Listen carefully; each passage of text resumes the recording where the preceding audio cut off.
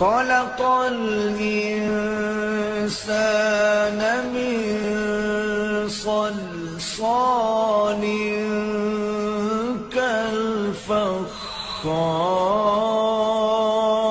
كالفخار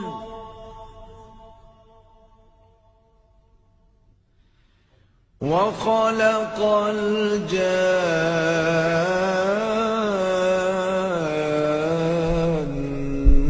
من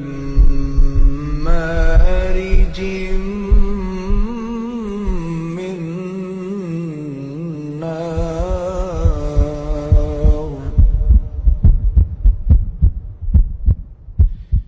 فبأي آلاء